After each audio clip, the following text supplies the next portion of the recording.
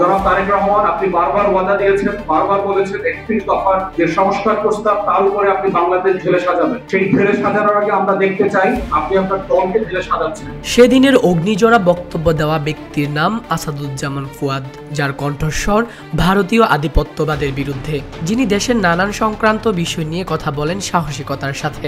সম্প্রতি বরিশালে হেনস্থার শিকার হওয়াকে কেন্দ্র করে সামাজিক যোগাযোগ মাধ্যমগুলোতে আলোচিত কে এই ব্যক্তি আসাদুজ্জামান ফুয়াদ।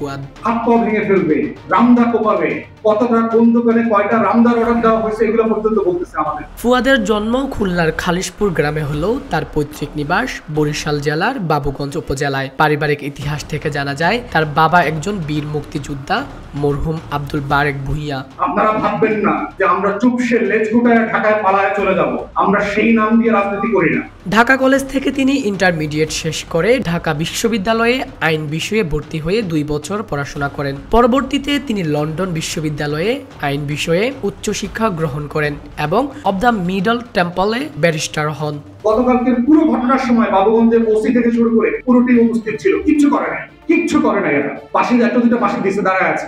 আইন পেশার পাশাপাশি সক্রিয় ছিলেন রাজনীতিতে। বাংলাদেশের চলমান বিভিন্ন সামাজিক রাজনৈতিক সমস্যা নিয়ে তিনি কথা বলেন সামাজিক যোগাযোগ মাধ্যমে। 2025 সালের 11 জানুয়ারিতে অনুষ্ঠিত এবি পার্টির প্রথম জাতীয় কাউন্সিলে সাধারণ সম্পাদক হিসেবে নির্বাচিত হন ব্যারিস্টার আসাদুজ্জামান ফুয়াদ। সেই প্রোগ্রামটা ভুলভুল করে দিয়েছে। একটা তো হচ্ছে রাজনৈতিক দলের আচরণ, যেটা আওয়ামী ফ্যাসিবাদের আমলে আমরা দেখেছি, এবং বিএনপির একাংশের আচরণ ঠিক একই রকম ভাবে নব্য আওয়ামী ফ্যাসিবাদের মতো মনে হচ্ছে। গত 7 ডিসেম্বর তার নির্বাচনী এলাকা বরিশাল 3-এ সেতু উদ্বোধনী অনুষ্ঠানে গেলে ছাত্রদল ও স্থানীয়দের একাংশের হেনস্থার শিকার হয়েছেন বলে অভিযোগ করেছেন। স্থানীয় সূত্রে জানা যায় রহমতপুর বাবুগঞ্জ মুলাদি হিজলা সড়কে আরিয়াল খাঁ নদীর ওপর মীরগঞ্জ সেতুর ভিত্তিপ্রস্তর স্থাপন অনুষ্ঠানে যান ব্যারিস্টার আসাদুজ্জামান। সেখানে ছাত্রদলের একাংশ তাকে ঘিরে ভুয়া ভুয়া স্লোগান দেন।